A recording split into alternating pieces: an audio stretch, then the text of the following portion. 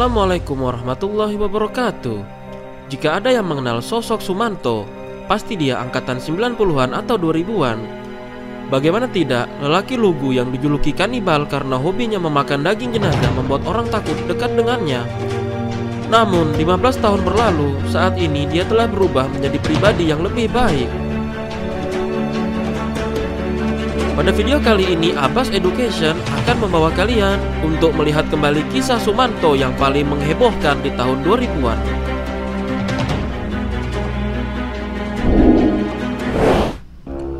Pada tahun 2003 yang lalu, Indonesia sempat dihebohkan dengan kasus terbongkarnya kuburan di Jawa Tengah dengan kondisi jasad yang tidak utuh. Setelah dilakukan penyelidikan, diketahui bahwa hal itu merupakan kelakuan warga sekitar bernama Sumanto.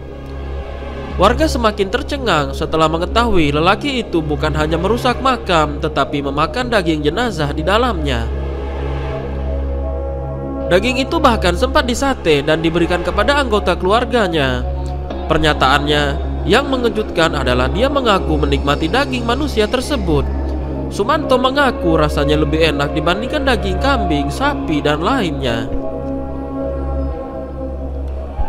Awalnya mereka mengira Sumanto mengalami gangguan jiwa karena memiliki hobi aneh tersebut.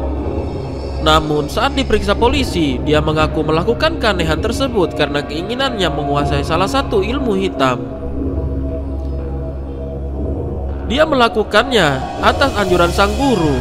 Guru itu mewajibkan dia memakan daging 7 jenazah agar bisa memperoleh ilmu tersebut. Ilmu yang akan dia miliki adalah ilmu kebal, ketenangan batin, hingga mampu menghidupkan orang yang sudah meninggal. Singkat cerita, Sumanto tidak kuasa memenuhi permintaan gurunya. Bahkan dia baru mampu memakan 3 jenazah. Aksinya pun diketahui aparat kepolisian. 5 tahun hidup di balik jeruji besi, dikabarkan banyak penghuni penjara menolak disatukan dengannya. Namun, karena melakukan perbuatan baik, hukumannya dikurangi hanya 3 tahun saja. Usai menjalani masa hukumannya, Sumanto menjalani rehabilitasi mental di Purbalingga. Bukan hanya sementara, dia justru memilih tinggal di pesantren tersebut karena warga desa Sumanto menolak kepulangannya karena mereka khawatir Sumanto akan mengulangi perbuatannya. Akhirnya, di pondok pesantren itu, Sumanto perlahan tapi pasti mempelajari ilmu agama hingga membuatnya lebih tenang. Pengajar dan pengurus pesantren semula sempat kewalahan menangani lelaki tersebut yang secara intelektual amat rendah. Tetapi kesungguhan mereka membuat Sumanto berubah.